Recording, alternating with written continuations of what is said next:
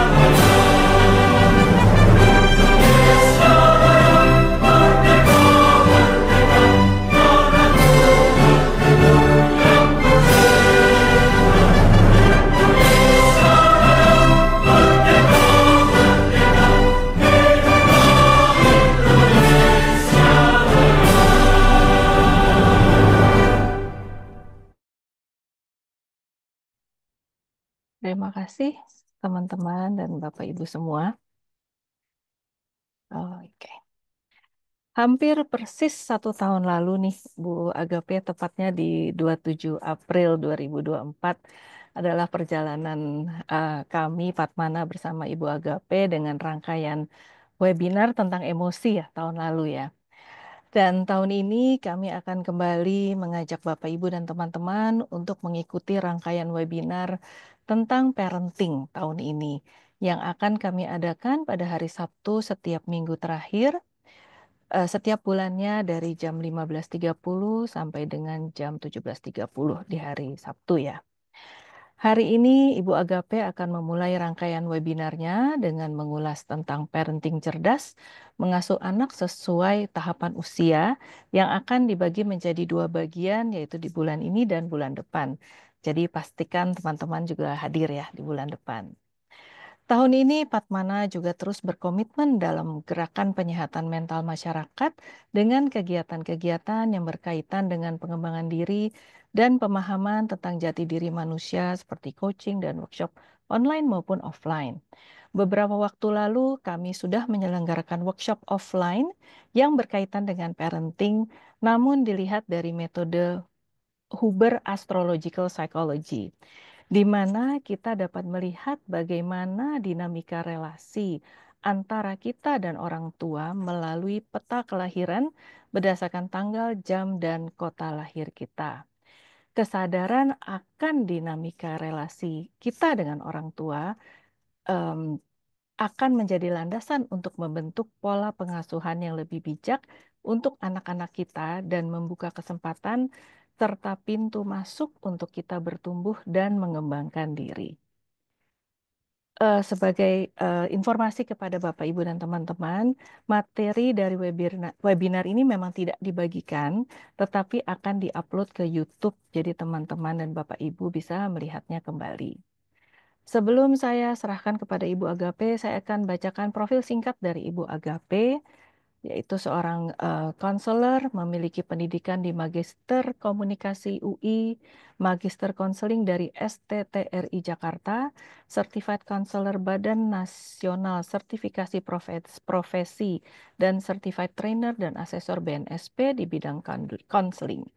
Kegiatan beliau antara lain konselor dan supervisor konselor di Pusat Konseling Selalu Ada Harapan Tangerang, pengajar dan fasilitator di Lembaga Konseling Keluarga Kreatif, trainer dan asesor di LSP Konselor Keluarga Kreatif, dan saat ini aktif memberikan layanan konseling pribadi dan terapi kelompok serta psikoedukasi, kesehatan mental, gangguan mood, relasi, dan parenting. Sebelum saya serahkan ke Ibu Agape, saya akan bacakan satu quote atau kutipan ini. Parenting is bitter, but its fruit is sweet. Pengasuhan itu pahit, tetapi hasilnya manis. Oke, silahkan Bu Agape. Terima kasih Bu Eka. Selamat sore Bapak Ibu sekalian. Salam kenal untuk yang pertama kali bertemu.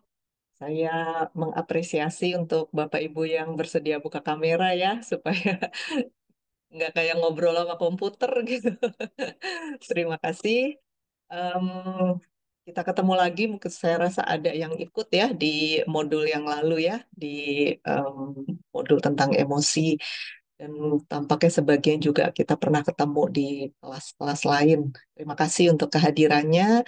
Saya akan bicara ya dari Padmana meminta untuk share tentang parenting. Saya rasa ini topik yang sangat menarik ya. Jadi kalau kita lihat betapa banyak kasus ya terjadi akhir-akhir ini terkait dengan generasi muda, itu kita bisa lihat ya betapa parenting itu um, upaya pencegahan yang terbaik ya daripada harus memberikan konsekuensi apalagi sampai ke area pidana gitu ya.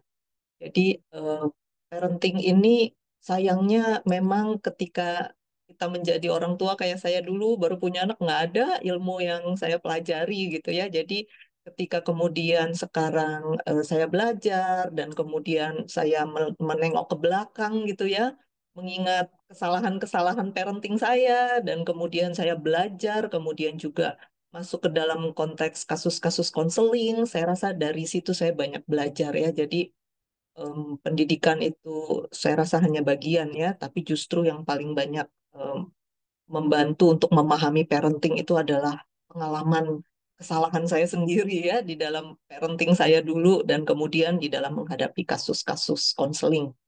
Jadi kita akan bahas satu topik yaitu mengasuh anak sesuai tahapan usia ya. Jadi tadi Ibu Eka sudah menyampaikan, mungkin saya share dulu ya untuk Bapak Ibu punya gambaran ya. Em, Seperti apa kira-kira perjalanan parenting kita ya? Coba mm, saya share. Oke. Ini hanya sekedar gambaran, nanti tentu saja kita akan melihat bagaimana perkembangannya ya. Jadi kita akan belajar tentang mengasuh anak sesuai tahapan usia. Ini yang pertama ini kita lebih banyak bicara soal bagaimana sih anak belajar berelasi ya, bukan hanya berelasi dengan orang sekitarnya, tapi yang juga tidak kalah penting bagaimana dia berelasi dengan dirinya sendiri. Bagaimana dia mengenal diri, kemudian punya rasa percaya diri yang sehat dan seterusnya ya. Ini dalam konteks pengantar dulu ya. Nanti di bulan-bulan berikutnya baru kita lebih banyak detilkan. Nah, yang bulan depan kita akan lebih bicara tentang kognitifnya.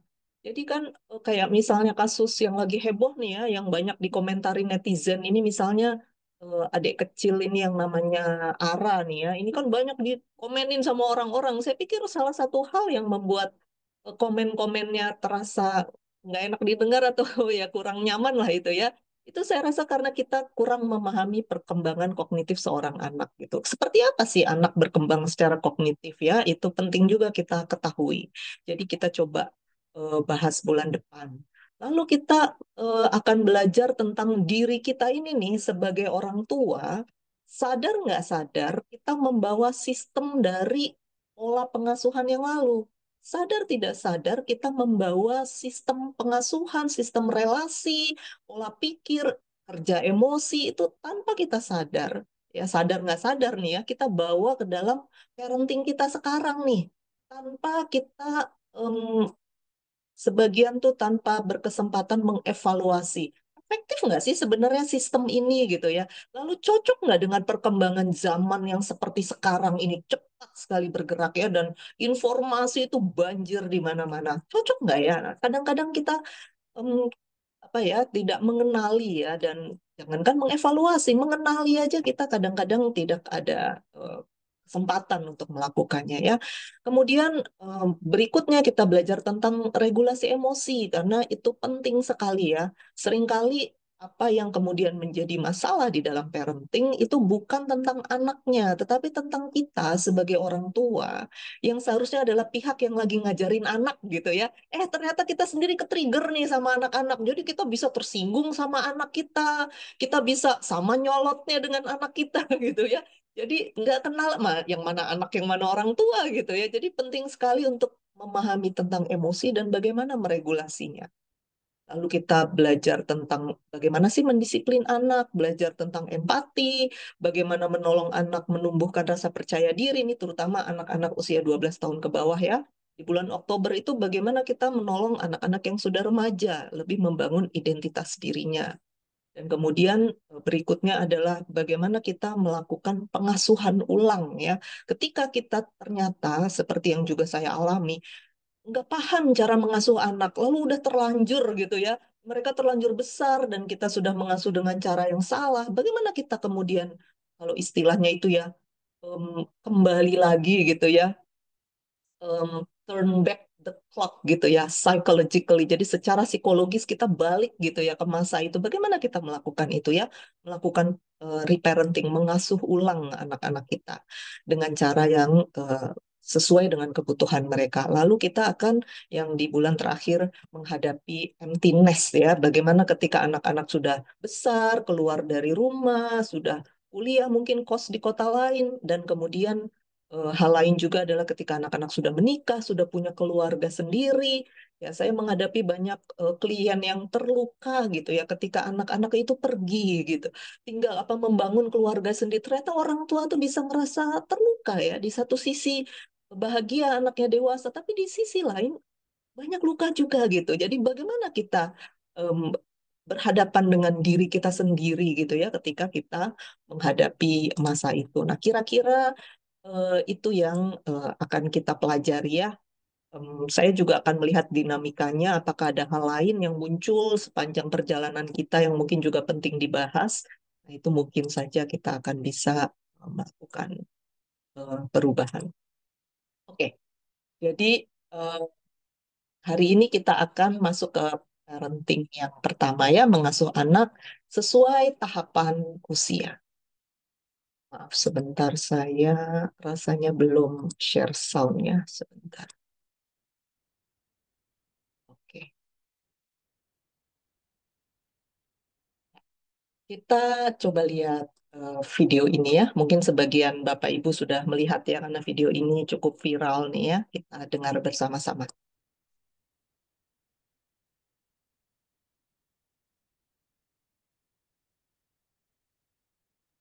Belum ada suara, Bu.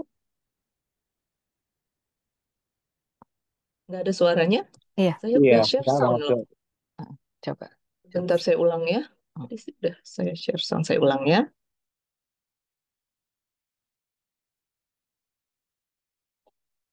Oke. Ada suaranya?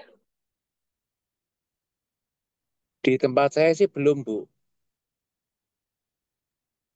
Kenapa ya? Atau Sebentar. mungkin volumenya barangkali, Bu, di barangkali. Sudah, Udah ya. sudah, sudah 80. Apa yang Oke. terjadi ini? Udah saya klik sih share sound-nya ya. Sebentar saya coba lagi ya. Kita ulang sekali lagi. Semoga aman. Is that you must be able to work. Ini Kedengeran? ada Oke, juga Bu. ibu Udah, masuk. udah. Oke, dia butuh diulang 3 kali. Baik. Not just a job, it's sort of probably the most important job. Responsibilities and requirements are really quite extensive. This job requires that you must be able to work standing up most or really all of the time, constantly on your feet, constantly bending over, constantly exerting yourself, a high level of stamina. That's a lot. For how many hours? 135 hours to unlimited hours a week. It's basically 24 hours a day, 7 days a week. I'm sure you'll have a chance from time to time to maybe just sit down here and there, yeah? You mean like a break? Yeah. No, there are no breaks available. Is that even legal? Oh, yeah, of course, yeah. Okay. Yeah. So like no lunch. You can have lunch, but only when the associate is done eating their lunch. Now, this position requires excellent negotiation and interpersonal skill. We're really looking for someone that might have a degree in medicine, in finance, and the culinary arts. You must be able to wear several hats. Associate needs constant attention. Sometimes they have to stay up with an associate throughout the night. Being able to work in a chaotic environment, if you had a life, we'd ask you to sort of give that life up. No vacations. In fact, Thanksgiving, Christmas, New Year's, and holidays, the workload is going to go up, and we demand that with a happy disposition. That's almost cruel. That's almost a very, very sick, twisted joke. But when there's time to sleep or... Oh, no time to sleep. Also, let's cover the salary. The position is going to pay absolutely nothing. Excuse me? Nobody's doing that for free. Yeah, pro bono, completely for free. Ya, Bapak Ibu bisa menebak apa ini pekerjaannya yang sedang dibicarakan? Jadi parents. Ya, pekerjaan sebagai parents ya. Lalu associates-nya siapa? Anak-anak. Anak-anak kita ya. Kalau kita lihat video itu rasanya, aduh ya, berat sekali ya rasanya gitu menjadi orang tua sama sekali bukan hal yang mudah ya. Namun kita tahu bahwa ada sisi lain. It's not just... Nah, ada sukacita juga nih ya ketika anak-anak itu ada di hadapan kita, di pelukan kita, aroma anak kecil, matanya, senyumnya, ketawanya, ketergantungannya kepada kita gitu ya, rasa dibutuhkan, dan kemudian potensi kita untuk mencintai itu ya, begitu tercurah gitu. Dan itu membawa kebahagiaan tersendiri. Jadi kalau kita melihat kerja sebagai orang tua, memang rasanya kayak yang tadi itu tuh. Waduh, 24 jam sehari, tidak ada istirahat. Kecuali associate kita tidur, baru kita bisa tidur. Associate sudah makan, baru kita kesannya kayak, gitu ya. Tapi kalau kita melihat dari sisi lainnya, dari relasi yang terbangun antara orang tua dan anak. Nah, itulah yang akan kita coba lihat ya. Ada apa sih sebenarnya di dalam relasi sehingga tidak terasa pekerjaan sebagai orang tua itu sesuatu yang sangat berat gitu. Ini satu hal yang sering saya share ya kalau saya bawa soal parenting ya. Hewan-hewan itu tidak sama seperti manusia. Misal jerapah nih, ini saya lihat di Google ya. Jerapah itu dari dia dilahirkan oleh induknya sampai dia bisa mandiri, artinya bisa cari makan sendiri, bisa lari, menghindar dari bahaya gitu ya. Itu cuma butuh waktu 30 menit. Lalu kuda itu butuh waktu 1 minggu. Lalu kucing nih ya, anabul yang cukup dekat dengan kita ya 6 bulan butuh waktu ya, tentu tergantung jenis saya rasa ya. Lalu anjing itu 6 sampai 24 bulan. Nah, yang katanya spesies paling dekat dengan kita nih, primata sesama primata ini katanya butuh 4 tahun. Saya rasa ini juga bervariasi ya tergantung jenisnya. Tapi anak-anak itu 4 tahun bisa apa ya gitu ya. Kalau primata ini 4 tahun dia bisa mandiri. Kalau kita lihat anak kita ya, pengasuhan anak sampai mandiri, sampai dia bisa mencari kehidupannya sendiri, sampai dia bisa menjadi orang yang cukup bijaksana untuk menghindari bahaya, untuk menyelamatkan dirinya sendiri gitu ya, untuk menjaga dia bisa tetap bernyawa dan hidupnya tetap punya tujuan, itu butuh berapa waktu ya? Berapa belas tahun? Ya, ini hal yang ketika saya pikir-pikir tentang ini ya, saya pikir ini sangat menarik ya, mengetahui bagaimana anak itu dengan diciptakannya begitu berbeda dengan hewan ya. Artinya kenapa sampai belasan tahun ya? Kalau secara legal berapa ya? 18 tahun kah gitu ya? Secara legal anak itu dianggap dewasa gitu. Nah, kenapa anak bisa butuh waktu begitu panjang ya? Itu tentu saja menggambarkan bahwa ada banyak sekali hal yang perlu diajarkan kepada anak. Ya sampai butuh 18 tahun sampai dia dibilang secara legal dia dewasa gitu ya. Itu bayangin betapa banyak hal yang harus diajarkan. Sehingga kalau kita berpikir bahwa yang namanya parenting itu hanya setelah ada orang tua yang saya pernah ngobrol-ngobrol, lalu dia menganggap, anak masih kecil Bu, nanti aja kalau udah SMA. Nah, kalau udah SMA baru kita seriusin. Saya pikir itu kurang tepat ya, karena kondisi anak SMA itu datang dari sejak dia lahir gitu. Dan ada juga yang menganggap, oh anak udah bisa jalan, berarti oke, udah bisa aku tinggal nih, aku bisa balik kerja lagi, bisa balik. Seakan-akan selesai sampai di situ. Nah, pengasuhan anak sayangnya nggak begitu, butuh waktu belasan tahun. Nah, namun yang sering jadi pertanyaan kan kemudian, kita mengasuh anak itu bagaimana sih? Kalau kita urusin banget salah, kalau kita lepas salah gitu. Kayaknya jadi orang tua kok salah terus gitu ya. Nah, salah satu sudut pandang yang mau kita bahas hari ini adalah bagaimana kita mengasuh anak ya hari ini dan bulan depan. Bagaimana kita mengasuh anak sesuai dengan usianya, sesuai dengan tahapan yang memang dia butuhkan ya. Jadi anak kecil ini ada satu teori material attachment ya, tapi kita nggak bahas dulu hari ini. Teori ini mengatakan bahwa ketika seorang bayi ini lahir, dia lahir dengan satu kebutuhan mendasar, yaitu untuk berelasi dengan orang tua dan pengasuhnya. Saya jadi ingat waktu kecil dulu sekolah kan sering disebut manusia adalah makhluk sosial gitu ya.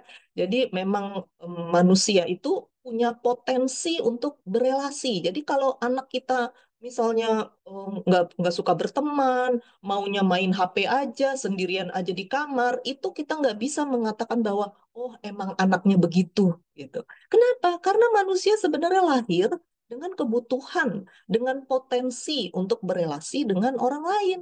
Yang kalau itu tidak tercapai, itu ada aspek yang tidak fulfill gitu, yang bisa membuat mereka gelisah, membuat mereka kesepian, depresi, dan seterusnya ya. Jadi anak itu butuh untuk berelasi. Dan orang tua ini nih yang bertanggung jawab untuk hadir secara emosi ya, jadi memberikan pengasuhan yang emotionally available dan responsif terhadap kebutuhan anak. Nah ini saya rasa satu hal yang kita akan banyak bahas di sesi 3 atau sesi 4 ya. Jadi yang sering saya temukan di ruang konseling ya, ketika ada masalah remaja atau orang tua yang kemudian bicara soal kasus anaknya yang sudah dewasa, yang sudah menikah, tapi tidak mandiri, dan kasus-kasus lain ya. Ketika kemudian saya bertanya, bagaimana dulu di rumah, bagaimana pengasuhan? Seringkali orang tua atau anak yang datang konseling juga ada, mereka mengatakan, baik kok, orang tuaku baik gitu. Dan orang tua juga seringkali mengatakan, saya memberi perhatian, saya mengasuh dengan baik, dan seterusnya. Tetapi ketika dibahas secara lebih detail, misal ketika saya bertanya kepada kliennya yang ketika dia punya masalah, saya tanya, ketika dulu kamu kecil, ketika bapak ibu kecil dulu, ketika sedang merasa sedih, ketika sedang melakukan kesalahan, ketika sedang merasa gelisah, sedang musuhan sama temen gitu misalnya, lagi marah gitu, lagi bingung, lagi merasa sedih, frustrasi, apapun yang dirasakan, maka cerita ke orang tua. Nah, saya jarang sekali menemukan ada klien yang mengatakan, iya, saya cerita ke orang tua. Jarang. Rata-rata mengatakan, ya saya pendam saja. Nah, itu menunjukkan bahwa banyak konteks parenting di mana orang tua menyediakan apa yang dibutuhkan oleh anak, tapi tidak hadir secara emosi. Saya sendiri juga dulu mengalami hal itu. Jadi ketika misalnya lagi sedih pulang dari sekolah habis dibully gitu ya sama teman-teman, dulu kebetulan konteks sekolah saya juga mengalami yang namanya dibully karena saya beda banget, saya anak baru dan anak teman-teman yang lain beda banget sama saya secara fisik, dan kemudian sering dibully. Nah pulang tuh dengan muka sedih merengut, lalu kenapa merengut, udahlah gitu ya. Jadi perasaan bahwa emosi kita itu tidak dipahami oleh orang lain itu kuat sekali ya, termasuk oleh orang tua. Nah, masalahnya orang tua adalah orang terdekat ya bagi anak kita. Jadi relasi dengan orang tua itu akan sangat mempengaruhi bagaimana kemudian terbentuknya pola pikir anak, kerja emosi anak itu sangat penting. Nah, jadi orang tua yang hadir secara emosi itu akan menghadirkan yang namanya sense of security ya, perasaan aman yang membuat anak jadi berani nih mengeksplor kehidupan, berani berelasi. Nah, saya ingin coba kita dengar ya. Ini satu video yang saya rasa cukup baik ya. Ini kita tahu ya, ini anak seleb ya. Kita dengarkan videonya. Buat Elbarak, tuh bangga banget sama Elbarak. Sama Elbarak yang sekarang, yang hari ini, yang kemarin, yang buat masa depan Mama akan selalu bangga. Karena buat Mama, Elbarak sedih, you have me. Elbarak senang, you have me. Elbarak susah, you have me. Elbarak bikin salah, you have me. Elbarak bikin apapun itu, you have me. Pokoknya apapun nanti Elbarak besar, jangan pernah lupain kalau akan selalu ada orang yang selalu support, selalu sayang, dan selalu bangga dan selalu cinta sama kamu. Dan itu aku, Mama Jessica.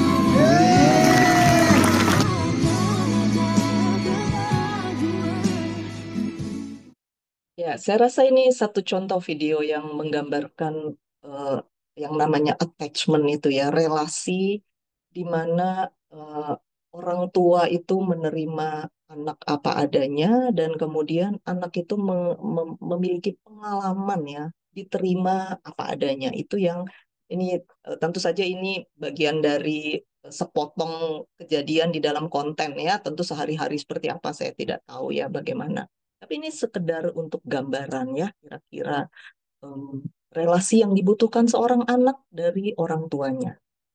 Nah, Nah, ini satu contoh yang juga saya sering pakai ya di dalam parenting, karena saya rasa ini contoh yang sangat baik. Saya cukup lama ada di dunia pendidikan ya, dan berelasi dengan orang tua siswa. Ada sehingga saya melihat kecenderungan untuk orang tua mengupayakan yang terbaik untuk anak gitu ya, tetapi dengan cara yang tidak sesuai dengan apa yang saat itu mereka butuhkan di usia mereka. Ya, jadi ini salah satu contohnya.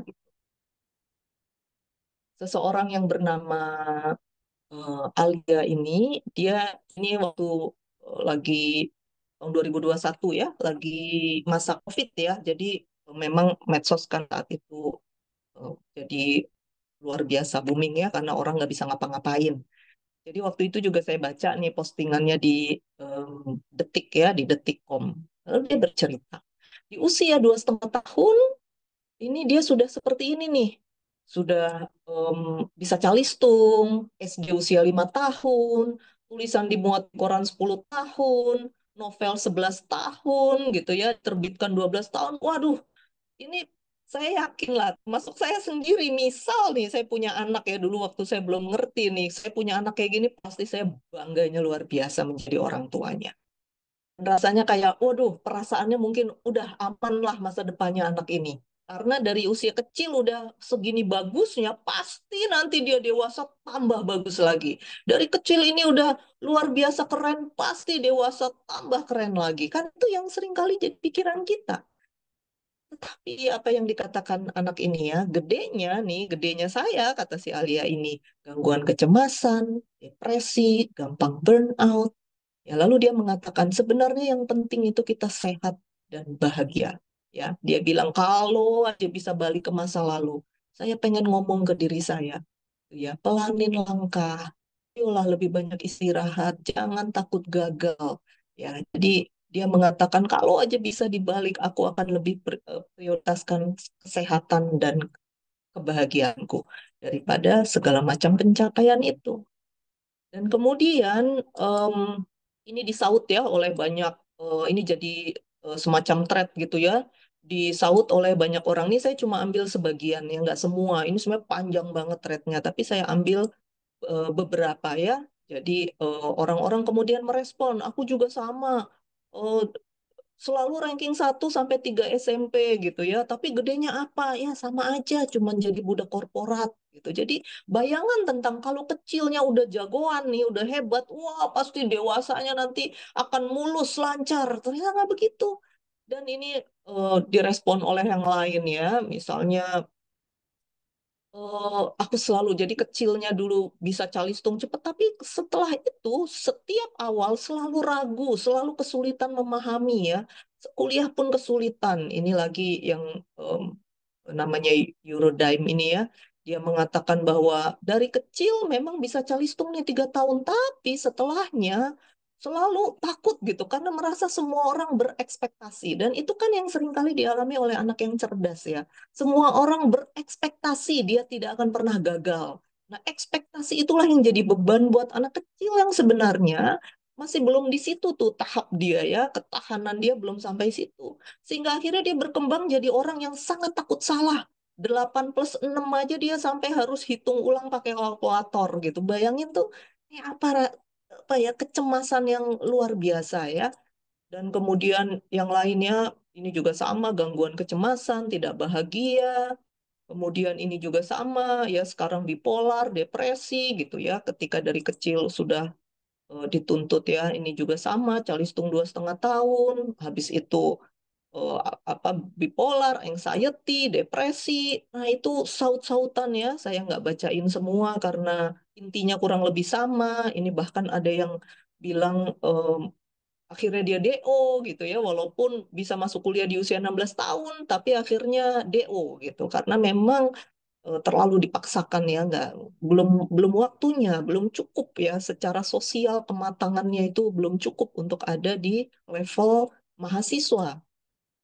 Ya, ini saya nggak baca satu-satu ya untuk menghebat waktu. Saya hanya sekedar menunjukkan kepada eh, Bapak Ibu em, apa ya yang membuat jadi seperti ini. Ketika orang tua mengupayakan yang terbaik buat anak-anak, ketika orang tua mendorong anak-anak untuk sebagian itu datang dari rasa khawatir nanti anak takut kalah bersaing gitu ya. Jadi saya rasa motivasi yang disadari oleh orang tua itu adalah motivasi yang baik ya. Ingin mempersiapkan anak sedini mungkin karena dunia ini berat, persaingan luar biasa gitu ya. Nah, kemudian yang dipikir oleh orang tua adalah semakin anakku terampil, makin kecil terampil, makin terampil, maka apa seterusnya akan baik. Tapi ternyata nggak begitu ya. Jadi ini juga berita-berita yang muncul di media yang saya kutip sedikit ya untuk menunjukkan bahwa kejeniusan itu belum tentu akan berakhir dengan baik kalau itu kita tidak mengindahkan ya kondisi anak dan tahap perkembangan yang seharusnya mereka jalani supaya mereka bisa memiliki jiwa yang sehat ya. Nah, ini salah satu teori saya kasih teori tapi singkat saja, dan saya akan berusaha membuatnya sesederhana mungkin ya karena kita memang tujuannya untuk praktis ya. Ini adalah teori yang sangat terkenal ya yang namanya teori psikososial dari Erik Erikson. Nah, dia bicara tentang 8 tahap perkembangan. Jadi dia mengatakan bahwa di dalam 8 fase ini manusia itu punya tugas yang harus diselesaikan supaya jiwanya tuh sehat. Jadi dari sejak lahir, kemudian tahap-tahap usia selanjutnya itu ada hal-hal tertentu yang harus dipelajari, yang harus dikuasai. Ya, misal ini di usia kecil dia belajar tentang trust, kemudian ini 2 sampai 3 tahun bicara otonomi dan seterusnya, nanti kita lihat satu-satu ya secara detail.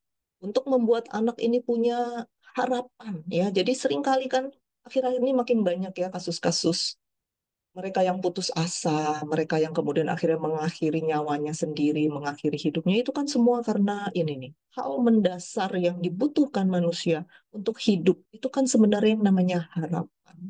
Ketika harapan itu hilang, sudah nggak ada apa-apa lagi yang bisa kita pertahankan. Jadi memang tugas perkembangan yang paling pertama anak baru lahir nih, tugas dia adalah bagaimana kita bisa membuat dia merasa aman, percaya pada kehidupan ini gitu ya. Kita lihat satu-satu secara detail ya. Jadi di usia 0 sampai 18 tahun, ada juga yang bilang sampai 2 tahun gitu ya. Ini mereka butuh sekali untuk percaya dengan lingkungannya. Jadi kalau nih anak kecil nih nangis misalnya, gitu nangis ya. Kemudian orang tua datang, ada apa nak? Dengan tersenyum, dengan memeluk, dengan mengelus-ngelus gitu ya, dengan memberikan sentuhan, dengan wajah yang menunjukkan bahwa aku mengasihimu gitu ya. Di situ anak kemudian mulai muncul rasa percaya. Tentu saja ini butuh konsisten. Jadi kalau misalnya sebentar kita senyum, sebentar marah-marah, sebentar kita datangnya cepet, tapi ntar kita ogah apa lama, apa prioritaskan yang lain dulu. Nah, itu kan artinya tidak konsisten. Tapi kalau kita konsisten, ya mungkin sesekali ketika anak nangis kita lagi di kamar mandi, sesekali kita tidak langsung datang, itu tidak apa-apa kalau sesekali. Yang penting konsisten ya. Jadi anak melihat polanya. Maka di dalam pikiran anak-anak ini, bayi ini akan ada sebuah perasaan mendasar bahwa oh, aku ini disayang. Buktinya aku nangis, aku berkomunikasi, aku menyampaikan kebutuhanku, ada orang yang datang. Dan itu adalah mama atau papa atau mungkin oma gitu ya. Tapi selalu ada yang datang untuk kemudian dengan wajah senang gitu ya. Memeluk aku, memberikan apa yang aku butuhkan gitu ya. Mungkin basah, oh kamu basah, ayo diganti dulu. Atau oh kamu lapar nak, sambil nyanyi-nyanyi, nyiapin ASI atau susu botol mungkin. Nah, itu sebuah suasana yang menyenangkan seperti itu ya. Membuat anak di dalam dirinya muncul rasa, oh aku ini berharga ya. Aku ini berharga. Aku ini layak dikasihi. Aku ini, apa yang aku butuhkan itu orang lain. Jadi kalau ada masalah, maka akan ada solusi. Kenapa? Karena kalau aku teriak, lapar gitu ya, datang orang untuk memberi makan. Berarti kalau aku punya masalah, akan ada solusi. Nah, dari sinilah datang yang namanya harap. Ya, ketika aku berkomunikasi, ada orang yang merespons. Inilah yang memberi dasar bagi anak nantinya untuk berani nih masuk ke dunia ini. Ya, walaupun tentu ini masih dasar sekali ya. Kita butuh tahapan berikutnya nanti.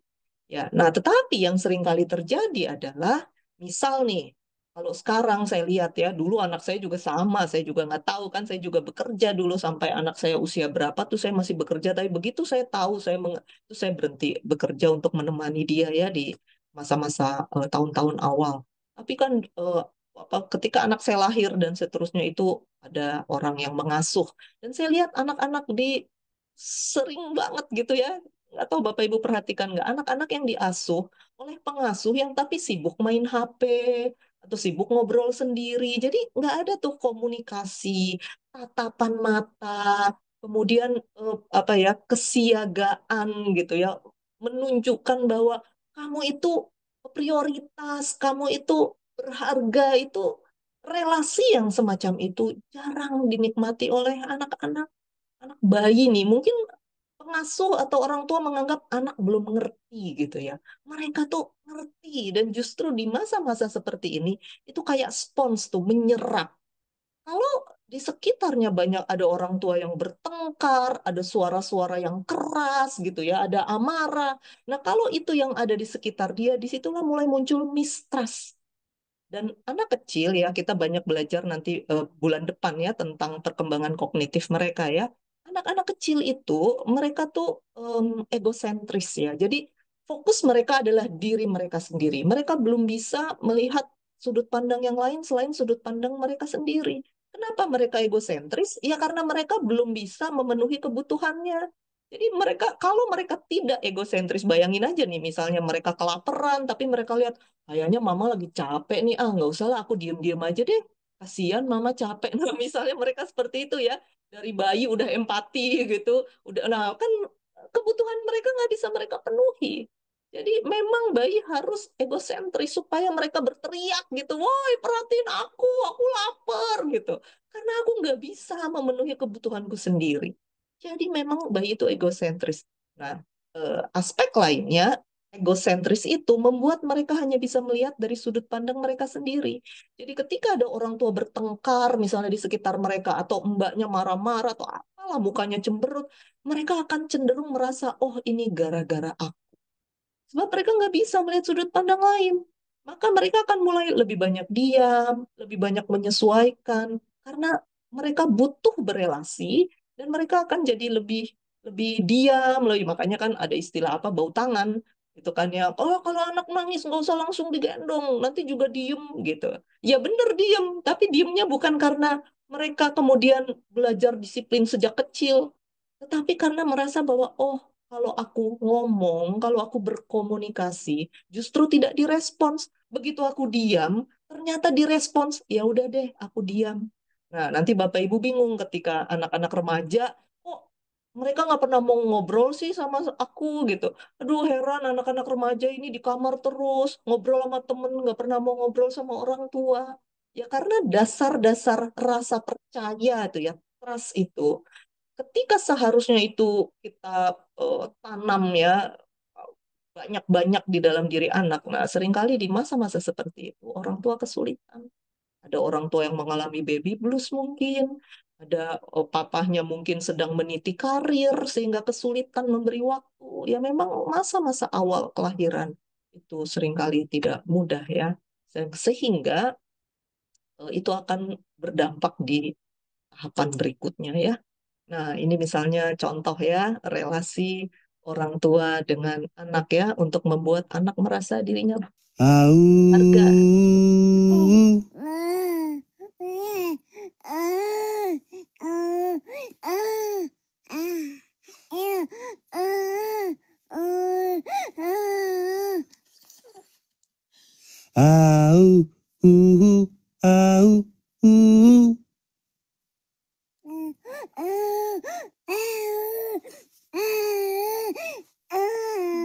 Ya, kira-kira seperti itu ya. Jadi kalau berpikir anak masih bayi, anak nggak ngerti.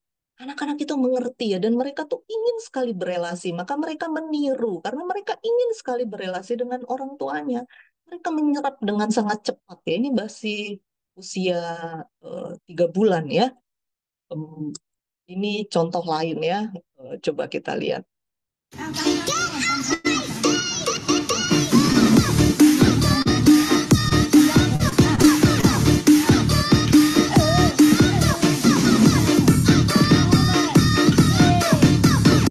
Ya, jadi ketika anak-anak dilibatkan ya, itu memberi rasa dalam diri mereka bahwa aku ini bagian, aku ini berharga, aku ini penting. Dan itu perasaan mendasar yang sangat penting bagi seorang manusia ya.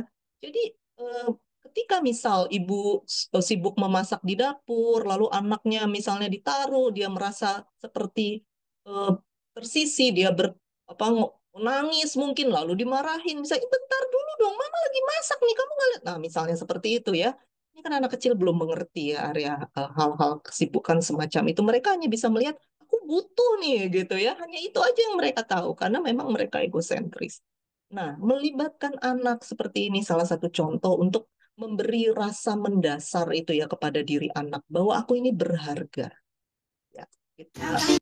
Jadi tahap awal ini dalam kehidupan manusia, misal anak ini bisa berkata-kata, kira-kira inilah kata-kata ya menurut teorinya ya, kira-kira inilah kata-kata yang muncul. Ya, jadi kalau Bapak Ibu lihat seorang anak kecil, ingat-ingatlah bahwa di dalam pikiran dia ya ada rasa mendasar yang seperti ini.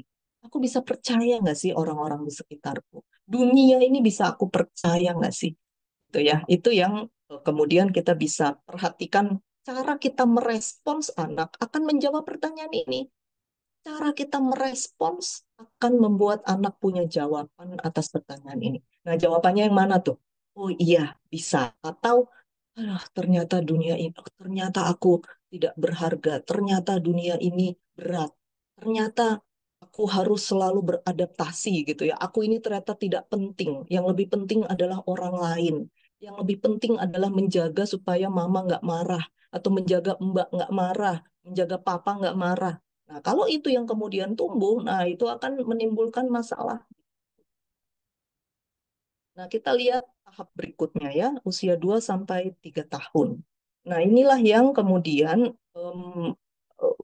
trust itu, kalau di masa sebelumnya trust itu bertumbuh, maka ini memberi anak modal ya, modal untuk berinisiatif, untuk mandiri, untuk otonom ya. Modal, jadi ketika dia merasa percaya bahwa orang-orang di sekitar itu baik, percaya bahwa kalau ada masalah akan ada solusi. Nah, itulah yang membuat dia jadi merasa punya dasar untuk mencoba manjat-manjat misalnya ya. Kalau dia nggak yakin bahwa kehidupan ini aman, kan dia akan diem aja, akan pasif gitu ya. Nah, anak ini kan akan mencoba ini itu, mulai manjat-manjat, mulai suka memilih dan lain-lain.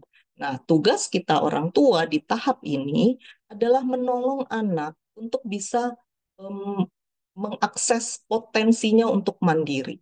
Ya, jadi eh, kalau yang tadi biasanya area makan ya, yang sering dijadikan untuk berkomunikasi, maka di tahap ini toilet training inilah yang menurut teori eh, peristiwa yang paling penting. Jadi kalau anak lagi, misalnya anak ngompol lalu dimarahin, nah ini yang seringkali membuat anak jadi banyak rasa malu, meragukan dirinya gitu. Nah, hal lain yang bisa ditolong di usia ini, misalnya kita banyak memberi kesempatan pada anak untuk memilih gitu ya.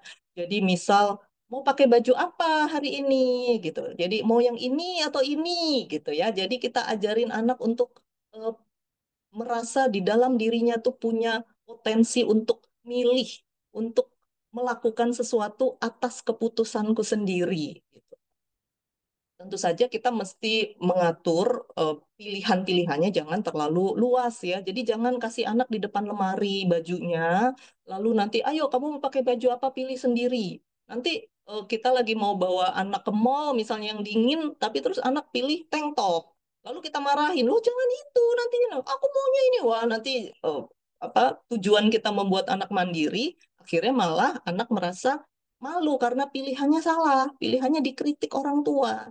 Jadi di dalam kesempatan itu untuk membangun otonomi ini berikanlah pilihan-pilihan yang memang bisa dipilih. Jadi batasi pilihannya sehingga apapun yang dipilih anak itu sesuatu yang memang boleh dia pilih. Ya, nah kadang-kadang juga bisa kita biarkan dia menanggung resiko ya, misal mau jalan-jalan keluar, di luar becek, anaknya ngotot maunya pakai sendal, misalnya nggak mau pakai sepatu, ya sudah, selama bukan urusan hidup dan mati gitu ya, biarkan saja. Nanti kan dia, becek kotor sendalnya. Iya, kotor. Berarti lain kali naik pakai apa? Pakai sepatu. Ya, nah itu kan kita mengajar anak. Tapi kalau tuh kan, makanya tadi mama bilang apa? Pakai sepatu tuh. Kamu sih ngotot pakai sendal. Nah, komentar-komentar yang seperti itu tuh yang seringkali kemudian menimbulkan shame ya, rasa malu pada diri, merasa diri buruk dan jadi membuat anak tuh ragu. Lain kali kalau itu sering terjadi, lain kali dia udah nggak mau milih, udah deh nunggu aja. Akhirnya di dalam diri itu bisa muncul perasaan bahwa oh, mama yang tahu, aku nggak tahu. Oh, mbak yang tahu, aku nggak tahu.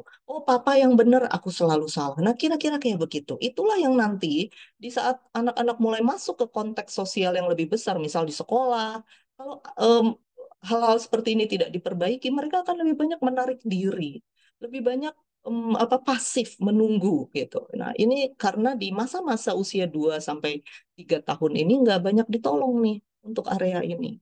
Ya, jadi nah, ini misalnya contoh ya. Ini saya seneng sama video-video anak ini ya, karena saya rasa banyak area orang tuanya memberi dia kesempatan untuk mengembangkan tugas-tugas perkembangannya dengan baik ya. Misalnya,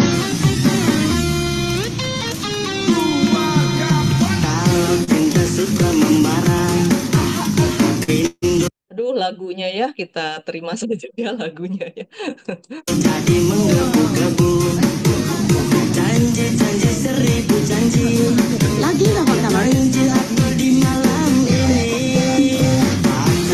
Ada di rumah, malam ini jadi pelaku, dalam hati ngomong sendiri. Nah, kira-kira seperti ini ya. Salah satu hal saya juga pernah melihat dia membantu neneknya itu ya di dapur ya. Jadi ketika lagi masak, dia kasih buncis atau apa tuh dia potek-potek gitu. Ya berantakan ya nggak apa-apa, tetapi ketika anak dilibatkan itu akan dia merasa oh aku mampu gitu ya, aku bisa. Nah jadi perasaan percaya itu ya, trust yang tadi itu di awal, kemudian di tahap selanjutnya kita membangun otonominya, kemandiriannya, rasa mampu gitu di dalam diri. Inilah yang kemudian menolong anak untuk punya modal masuk ke tahap berikutnya nanti ya. Jadi anak ini, anak usia 2 sampai 3 tahun ini, itu kira-kira kalau di dalam kepalanya itu ada kata-kata ya, kira-kira seperti inilah kata-katanya ya. Apakah aku bisa melakukan sesuatu sendiri atau aku harus selalu bergantung pada orang lain? Nah, ini yang anak-anak banyak diasuh oleh asisten rumah tangga atau neni gitu ya, babysitter, ini seringkali tidak tertolong di area ini. Sama seperti anak saya dulu ya. Jadi kemana-mana digendong gitu loh. Apa-apa disediain.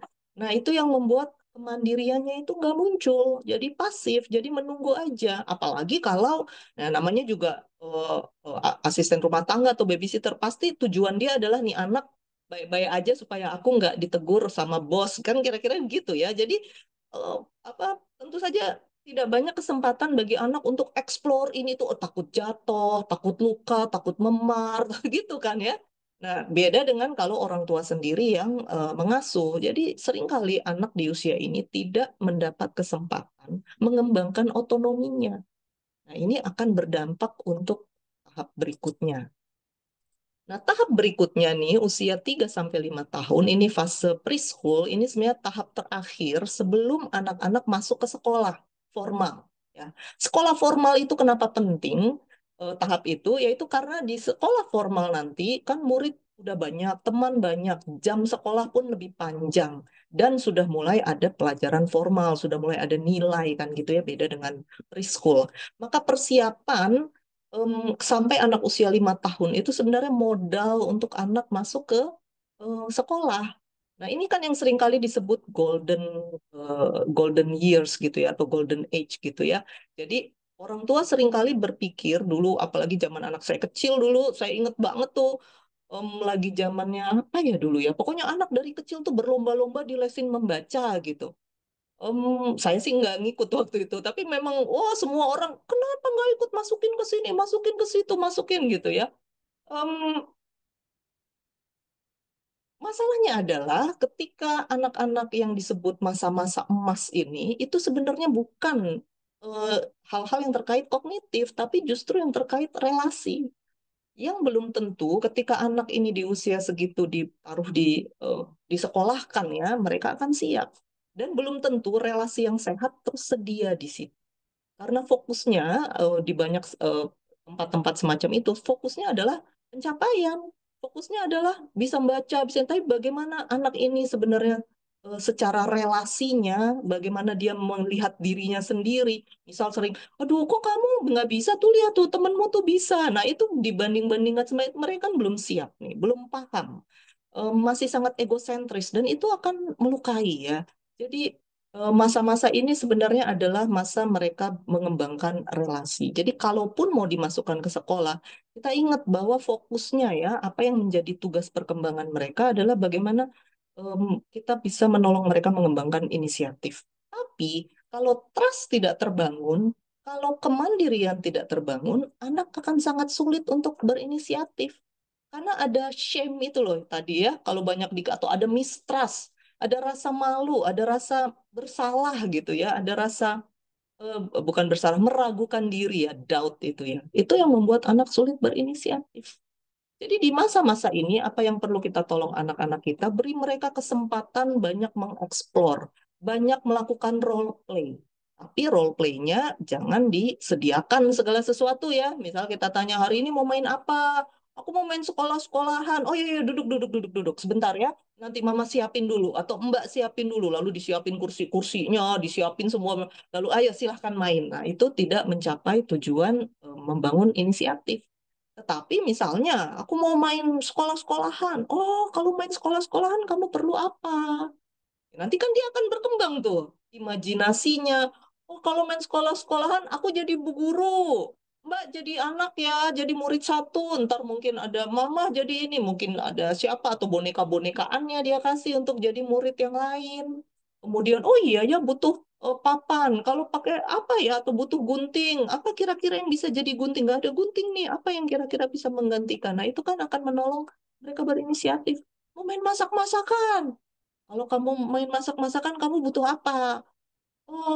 Nggak tahu, misalnya anak jawab gitu ya. Lah, kalau kamu lihat mama masak, biasanya mama pakai apa? Kompor. Nah, apa nih yang bisa jadi kompor kira-kira? Nah, mungkin ada bangku-bangku kecil, dia pura-pura jadiin itu kompor.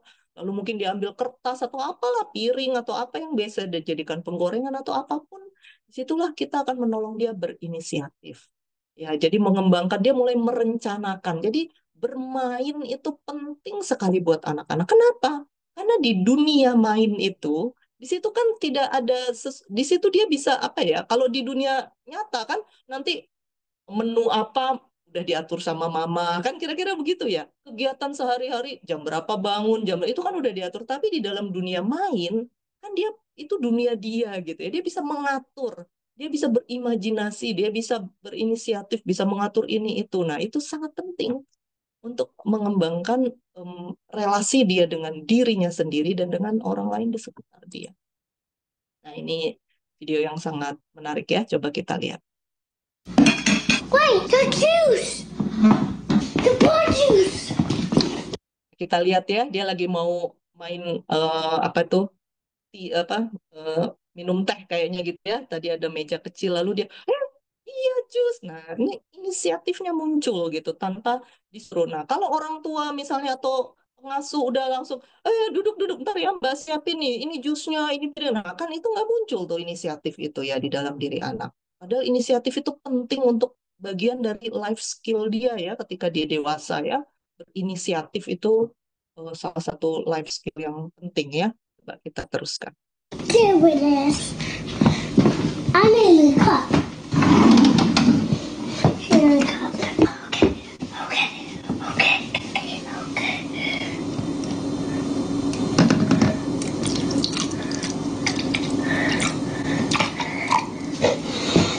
Another cup. Apples. This one for me. Uh-oh. I gotta clean that.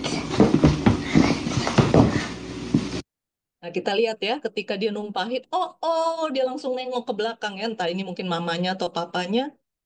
Nah, saya rasa itu respons orang yang di balik kamera ini menjadi salah satu hal yang menolong dia untuk berinisiatif ya. Jadi kalau tuh kan makanya mama aja yang pegangin, tuh tumpah deh. Nah, misalnya seperti itu responsnya, maka itu akan membuat anak jadi ragu mulai kalau itu sering terjadi, itu yang membuat apa rasa bersalah itu ya. Jadi inisiatifnya jadi mundur dan lebih banyak rasa bersalah. Tapi ini kan enggak ya, orang tuanya seperti membiarkan saja. Lalu dia, oh iya ya aku harus bersihin. Lalu dia lari mengambil kain lap ya untuk membersihkan. Jadi kita bisa lihat inisiatif demi inisiatif ini bisa muncul karena anak ini punya kemandirian. Dan karena sebelumnya lagi dia punya trust ya, dia percaya bahwa nggak apa-apa, kalaupun ada masalah akan ada solusi. Nah, misalnya kira-kira seperti itu ya. Kita teruskan.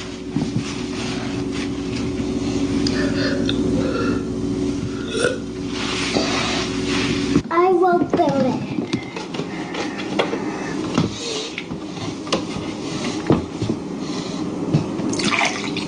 Uh-oh, I built.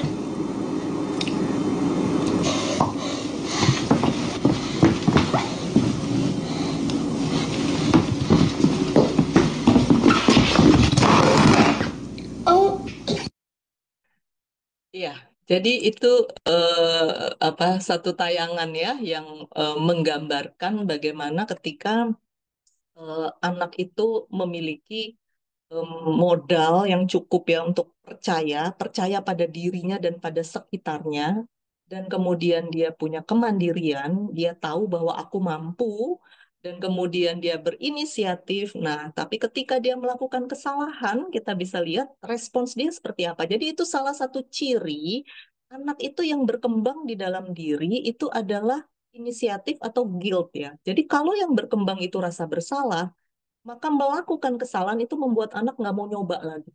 Seakan-akan kesalahan itu sesuatu yang tidak boleh terjadi. Jadi daripada salah, aku mending mundur deh. Nah, tetapi kalau misalnya inisiatif itu berkembang dengan baik, maka di dalam pikiran anak-anak ini, salah itu artinya coba lagi.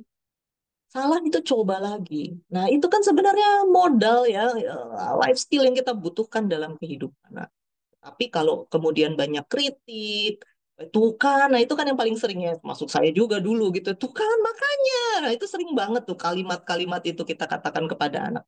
Makanya udahlah, nggak usah ini. Nah, kan kamu, nah tuh kan, kamu nggak dengerin sih. Nah, kan makanya lain kali dengan, aduh itu kalimat-kalimat yang sering kita katakan kepada anak-anak ya. Dan itu menghambat ya proses yang mereka butuhkan di dalam perkembangan mereka.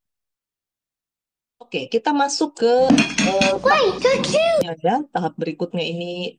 Nah, ini ya, jadi anak-anak ini di 3 sampai 5 tahun ini, aku ini baik atau buruk sih gitu. Jadi ketika aku ini orang yang selalu melakukan kesalahan atau enggak sih? Melakukan kesalahan tuh artinya apa ya?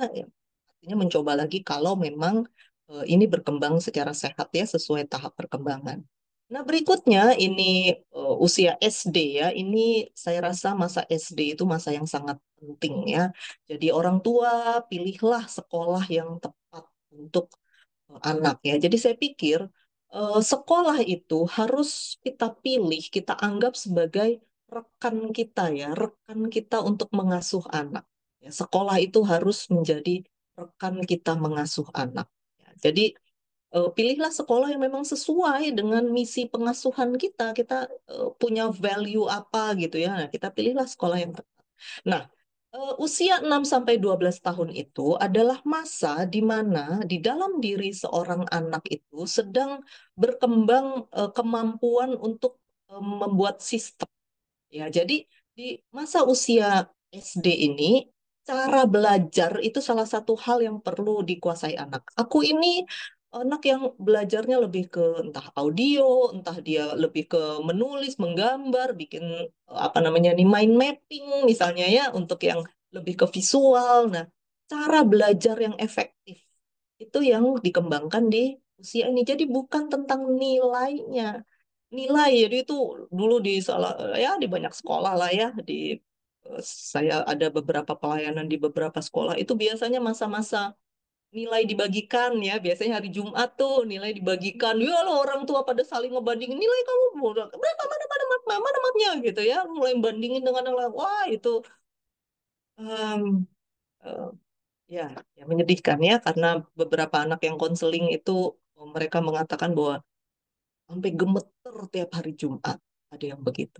Ada yang tiap hari itu kok kayaknya bawaannya marah terus marah gitu sehingga orang tuanya mengatakan ini anak gitu ya bermasalah padahal sebenarnya itu datang dari kecemasan, cemas karena akan dinilai, akan dimarahin, takut gitu ya. Dari rasa diri nggak cukup gitu, selalu salah. Nah, perasaan-perasaan seperti itu kemudian yang banyak mengganggu anak-anak. Nah, sementara sebenarnya yang dibutuhkan itu adalah cara belajar. Mereka tahu cara belajar yang paling efektif buat mereka apa. Dan kemudian bagaimana mereka menggunakan peralat-alat bantu ya, metode belajar, sistem belajar itu yang banyak sebetulnya dikembangkan di usia ini. Lalu seperti minat, bakat mereka ya, rasa diri mampu ini, competence, sense of competence ya, rasa diri menguasai satu hal. Ya, kalau ini tidak terpenuhi, jadilah yang namanya inferiority, rasa diri buruk, selalu lebih rendah dari orang lain. Ya, jadi sense of competence ini bagaimana cara memunculkannya? Ya dengan banyak ditanya anak, apa yang kamu suka nih hari ini? Apa yang bikin kamu semangat hari ini di sekolah? Siapa guru yang paling kamu sukai? Siapa temanmu yang paling menyenangkan? Kenapa gitu ya? Apa yang membuat pelajaran itu lebih menarik dibanding pelajaran lain? Jadi anak-anak nih perlu kita tolong untuk mengenali dirinya sendiri. Dia lebih suka kegiatan dalam ruang atau luar ruang. Dia lebih menikmati hal-hal yang sifatnya seni atau sains, misalnya gitu. Mereka lebih suka menghafal atau hal-hal yang sifatnya sejarah atau lebih ke ilmu pasti, apa yang membuat mereka tertarik? Justru itu yang harus lebih sering kita tanya daripada nilaimu berapa tuh, kenapa? Lalu kemudian misal matematikanya jelek, iya loh, mulai dari hari Senin kumon, hari Selasa apa tuh sempoa, ntar hari Rabu mental aritmatika, ntar hari Kamis ya. Ini saya bukan mengomentari tempat lesnya ya, bukan ya. Tapi maksud saya ketika anak udah stres menghadapi matematika di sekolah, maka kita tambah lagi stresnya dengan les itu terus ya, tambah stres lah anak tiap hari ketemu hal yang bikin dia stres. Ya, jadi sebetulnya di masa ini apa yang kita butuh dari anak-anak itu adalah menolong mereka bukan yang kita butuh ya, apa yang mereka butuhkan adalah bagaimana kita menolong mereka untuk mengenali dirinya, apa yang jadi minatnya, apa yang membuat mereka bergairah, apa yang lebih mudah dipelajari. Nah, itulah yang kemudian justru kita berikan lebih. Misal mereka senang musik, ya kasih les musik. Sehingga stresnya menghadapi matematika ini bisa tertutup oleh rasa percaya diri yang mulai muncul ketika mereka melihat bahwa, oh aku mampu nih, aku punya kompetensi di sini ya, ada kompetensi yang baik di sini.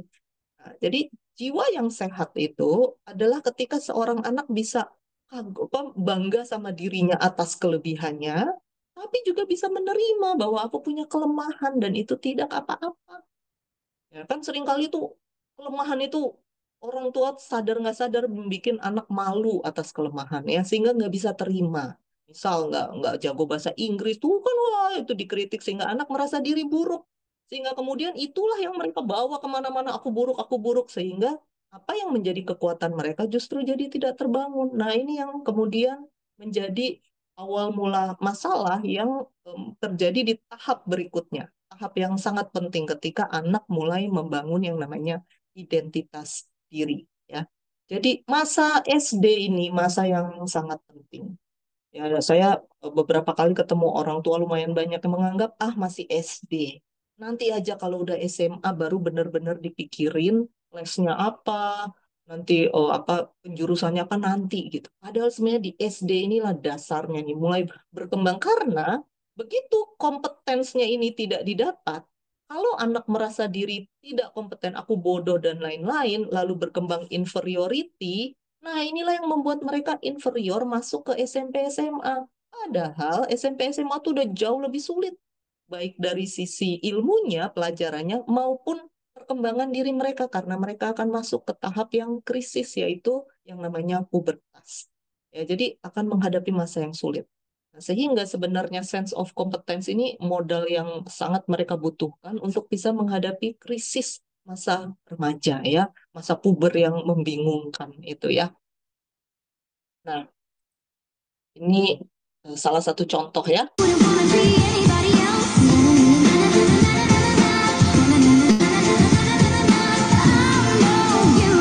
Nah, jadi misalnya ketika anak tidak bisa menendang dengan baik, ya, tapi yang penting dia tetap melakukan ya. Kalau dia, aku nggak mau nanti aku diketawain teman-teman. Nah, kita tahu tuh ada hambatan sebelumnya. Tapi kan ini anak cukup baik ya, dia tetap mau nendang. Dan ketika memang dia tidak baik, tapi dia tahu bahwa dia punya kemampuan yang lain. Ini ilustrasi saja ya. Kira-kira menggambarkan seperti inilah ketika sense of competence itu sudah muncul dalam diri. Jadi anak tahu dia punya kelemahan di salah satu area, tapi dia juga punya kekuatan di area lain dan itu tidak apa-apa. Nggak perlu sempurna di semua area ya. Nah, tahap berikutnya saya akan berhenti hanya sampai di identity ya, karena untuk tahap berikutnya nanti kita bahas di area lain. Ya, karena masa anak-anak ini ya selesai di usia SMP SMA. Jadi saya berhenti sampai di sini nanti untuk yang tahap berikutnya nanti sambil jalan sesekali kita lihat ya. Jadi masa remaja ini adalah masa yang sangat penting di mana anak itu sedang mengembangkan yang namanya aku ini siapa sih, identitas diri ya. Aku ini siapa? Itu penting sekali. Maka dari kecil, ketika kita mulai mengembangkan area-area seperti menolong anak keras, menolong anak mandiri, menolong anak inisiatif, itu sebenarnya bagian dari sedikit demi sedikit kita membangun identitas diri anak. ketika kita menolong mereka memahami kompetensinya, memahami minat-minatnya, itu kan semua sebenarnya bagian dari kita menolong anak membangun identitas dirinya. Jadi ketika kecil misalnya kita selalu misalnya mengatakan, oh kamu anak laki-laki, kamu anak perempuan, atau kamu anak mama. Misalnya kita kasih tahu, kan anak kecil biasa kita kasih tahu ya, nama orang tua siapa, alamat di mana. Nah itu kan saya bagian dari membangun identitas diri anak. Membuat anak ini bangga sama keluarganya gitu ya, bangga sama identitas dirinya yang eh, jelas dari awal ya, namanya siapa. Oh, ya, kamu kulitmu, misalnya ya, kulitmu bagaimana, rambutmu bagaimana, jidatnya bagaimana nih. Kalau kayak saya nih, jidat saya besar gitu ya, bangga nggak atau malu gitu ya, rasanya punya jidat besar, aduh rasanya kayak gitu ya. Nah itu bagian dari bagaimana kalau kita sering misalnya, loh kok rambut kamu begitu, aduh ini jangan gini, loh kok gitu kamu jadi jelek. Nah itu kan membuat anak jadi merasa, aku ini kalau seperti ini aku jelek gitu ya.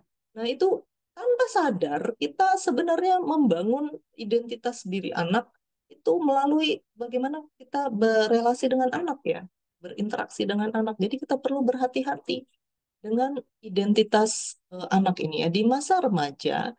Kemudian ini adalah hal yang sangat penting sehingga ketika di masa remaja ini kan mulai lagi berkembang yang namanya self apa eh, apa namanya ini egosentris ya, egosentris seorang anak itu muncul lagi kuat lagi di masa remaja.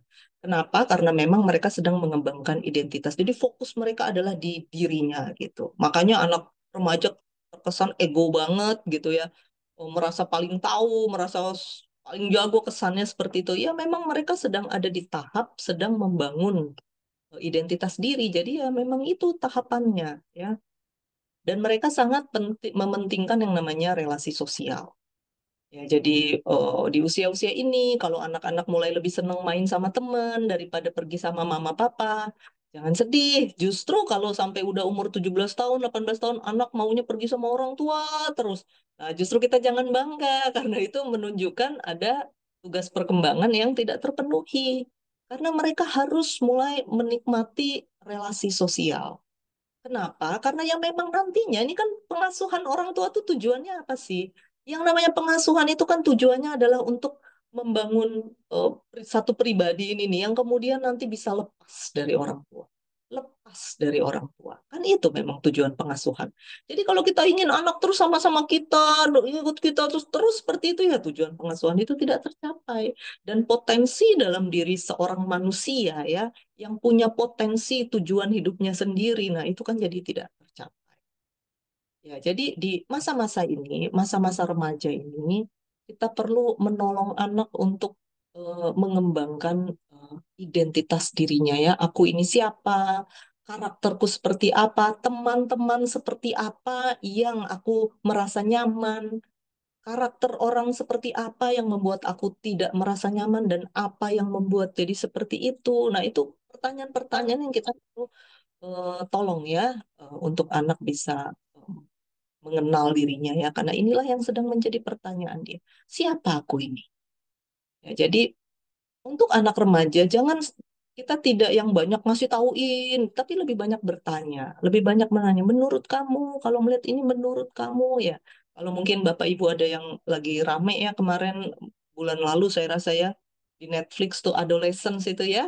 Nah itu mungkin sebagian orang tua jadi takut gitu, takut anaknya seperti itu. Tapi itu bukan sesuatu yang tiba-tiba seperti itu, semua ada penyebabnya. Dan kalau kita lihat tahap perkembangan yang tadi kita bahas dari sejak anak lahir sampai sekarang, nah itu kan kita bisa melihat ya bahwa ketika ada masa-masa anak butuh arahan, anak butuh boundary, anak butuh relasi itu tidak diberikan ya sehingga dia kayak layangan putus gitu. Semua carinya di internet gitu karena orang tua tidak hadir. Mungkin orang tua hadir secara materi, memberikan apa yang dia butuhkan. Kan di kisah itu ya, dia minta komputer diberikan, dia dileskan olahraga maupun musik apapun gitu diberikan. Nah, tetapi ternyata di dalam kebingungan dia tentang aku ini siapa, ternyata dia nggak bisa ngobrol sama orang tuanya. Nah, itu kan menunjukkan bahwa di masa-masa awal kemungkinan besar trust itu nggak terjadi. Jadi apa yang terjadi nih? Sehingga anak itu tidak merasa bahwa ngomong sama orang tua itu adalah sebuah resources yang baik gitu ya. Tapi dia menganggap bahwa resources yang baik itu adanya di internet sehingga akhirnya dia terekspos dengan macam-macam beliefs yang membuat akhirnya dia masuk ke dalam masalah yang besar ya. Itu kira-kira ya. Jadi memang di masa remaja ini masa yang tidak mudah ya untuk anak-anak dan ini akan lebih banyak kita bahas di eh, minggu ke-6 kah kira-kira mungkin ya. Saya tidak ingat yang tadi kita bahas ya. Oke, saya udah banyak bicara, saya mungkin berhenti sebentar memberi kesempatan Bapak Ibu untuk kalau ada yang mau ditanya ya sebelum kita nanti lanjutkan. Saya kembalikan dulu ke Bu Eka. Baik, Bu Agape. Teman-teman atau Bapak Ibu, ya silahkan Pak Hendra Iya, langsung buka Ibu, mic ya. apa namanya untuk yang tadi usia 6 sampai 12 tadi yang jadi pertanyaannya apa Ibu tadi soalnya kok di bagian itu khusus bagian itu kok kayaknya kok flash banget gitu Ibu. Ibu masih mute? Simut, Bu. Oke, ini ya Pak. Oh, Maaf tadi iya saya iya. buru-buru ya. Jadi karena kan apa yang dibutuhkan itu sense of competence ya. Jadi anak itu butuh untuk mengerti bagaimana aku bisa menjadi baik ya. Bagaimana aku bisa menjadi punya kompetens, punya sesuatu yang bisa aku anggap sebagai hal yang baik dalam diriku. Nah, kira-kira kan seperti itu. Jadi mulai dari cara belajar, mulai dari minat-minat, bagaimana menggunakan metode-metode peralatan, misalnya hal-hal sederhana aja menggunakan kalkulator misal, atau menggunakan penggaris, jangka, atau apapun itu juga hal yang penting ya untuk mereka pelajari supaya mereka mengerti yang namanya sistem, sistem belajar, ataupun sistem-sistem lain ya. Makanya anak-anak tuh lebih cepat loh daripada orang tua ya nggak? Usia-usia SD ini cepat banget, karena memang di usia ini potensi itu lagi berkembang banget di dalam diri mereka ya anak-anak usia sekolah ini. Nah, Oke, Ibu gini, kenyataannya kan banyak orang termasuk ya saya pakai contoh sendiri saya pribadi gitu ya Bu. ya, Itu tidak mendapatkan pola asuh yang benar ketika kecil bahkan sampai dengan apa masuk usia dewasa. Nah, satu hal yang saya alami secara pribadi contohnya adalah saya tuh paling takut berbuat salah, saya takut gagal dan itu membuat saya tuh pasif, nggak berani melangkah. Bahkan kadang itu punya ide-ide gitu kan. Tapi untuk melangkah itu takut. Nah, apalagi ketika sudah punya ide, lalu memaksa diri untuk berani mengeksekusi, melakukan tindakan, ternyata beneran salah. Itu langsung menciutkan segala sesuatunya. Nah, di satu sisi saya tahu itu sesuatu hal yang salah gitu kan. Di sisi apa lain ketika saya tuh ingin mencari terobosan terhadap hal itu, apa yang saya harus lakukan? Eh, itu kayak ada mental block gitu loh Bu. Jadi endingnya ya berpikir kayaknya ada solusi, saya mesti begini nih supaya saya bisa menang. Tapi bahkan untuk mengerjakan solusi itu sendiri pun enggak jalan juga. Nah, kira-kira kalau sudah terlanjur terjadi kerusakan begitu, untuk memperbaikinya bagaimana ya Bu? Terima kasih. ya, terima kasih Pak. Kalau untuk konteks diri kita yang sudah dewasa ya, itu yang sering disebut orang keluar dari zona nyaman. Saya rasa itu ya. Jadi ketika hal yang sederhana tapi penting, nggak sederhana juga sih ya sebenarnya ya, tapi mungkin di usia kita kecil terasa sederhana, yaitu tidak apa-apa melakukan kesalahan. Kan itu tuh yang jarang banget kita dapat gitu ya, pola pikir yang kayak gitu loh. Jadi eh, secara apa namanya quotationnya mah kita tahu ya apa namanya eh, kita belajar dari kesalahan. Nah, itu kan terkenal banget tuh. Tapi dalam realitanya kan nggak begitu.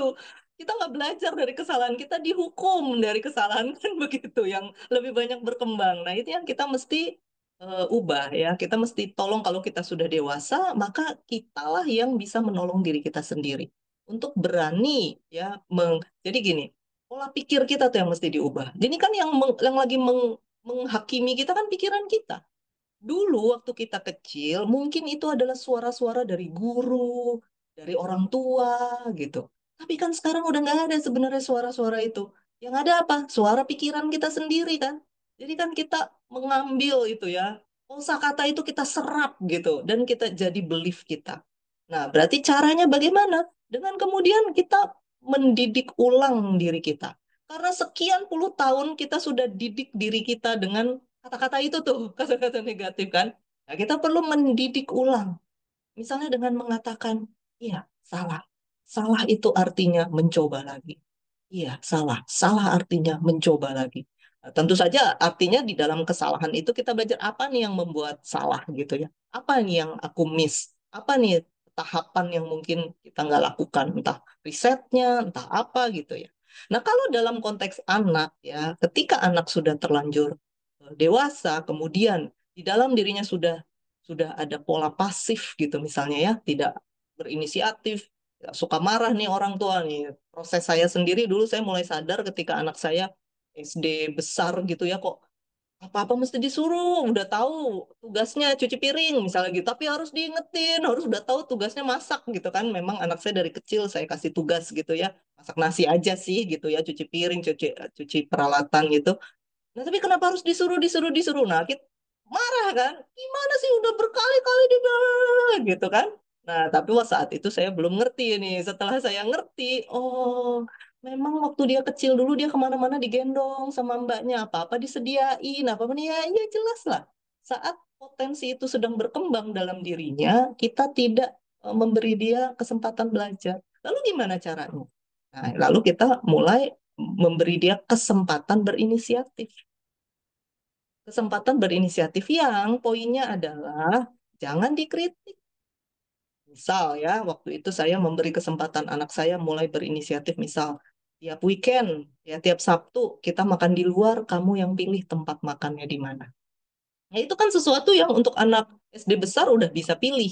Jadi jangan kita kasih tugas yang terlalu besar. Misalnya, kamu pilih kita mau liburan kemana. Nah, itu terlalu besar. Tahu dia mau pilih liburan ke Amerika, kan saya nggak punya uang. Ya itu nanti, lah kamu gimana sih? Kamu nggak lihat apa kita ini seperti, oh dikritik lagi. Gitu kan. Jadi akhirnya mentah lagi. Upaya kita membuat dia berinisiatif, kita mentahkan lagi.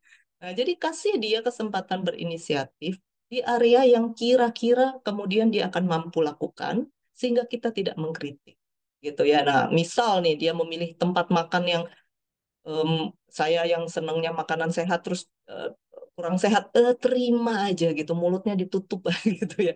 Tapi di kesempatan lain kemudian kita bisa ngobrol tentang makanan sehat, tapi jangan saat dia lagi milih. Ah, itu kan nggak, jangan dikritik di saat itu karena tujuan kita lagi mau melatihkan inisiatif dalam dirinya. Tujuan kita bukan sedang makan di tempat yang sehat, kan bukan itu tujuan kita. Tujuan kita ingin melatihkan skill yang dulu kita miss melatihkan ke dia.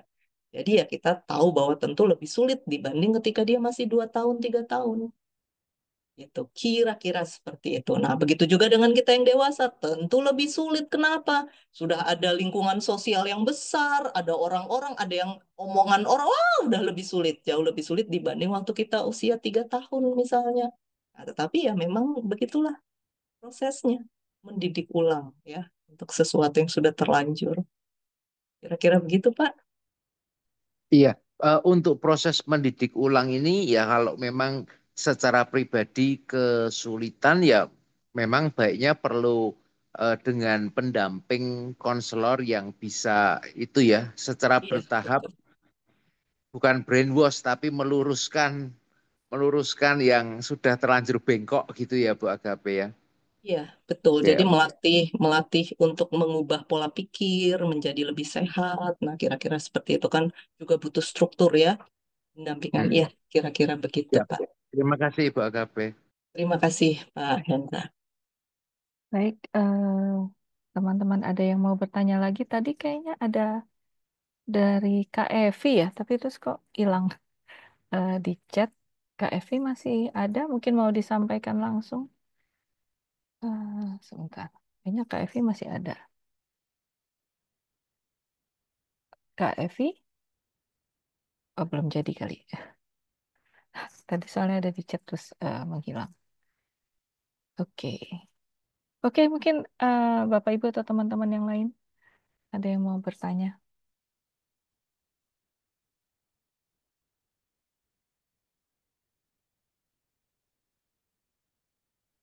Oke, kalau belum ada Bu, itu pertanyaan dari saya nih Bu. Ya, silakan. Itu kan sebentar. Kan ada misalnya di tahapan 2 sampai 3 tahun itu kan dia otonomi versus shame and doubt gitu. Nah, gimana kalau ada orang tua kan yang punya apa ya, yang eh, punya punya keinginan terlalu jauh gitu. Jadi misalnya mestinya kan anak itu toilet training di umur 2 sampai 3 tahun, tapi ini kecepatan malah. Nah, apa yang akan terjadi sama anaknya ya, Bu? Em, yang sebenarnya tergantung relasinya ya, bagaimana Hmm, memproses itu ya, dan apa yang membuat jadi orang tua merasa punya kebutuhan untuk sebab kan duduk aja kan anak belum tentu ini ya mampu duduk tenang ya.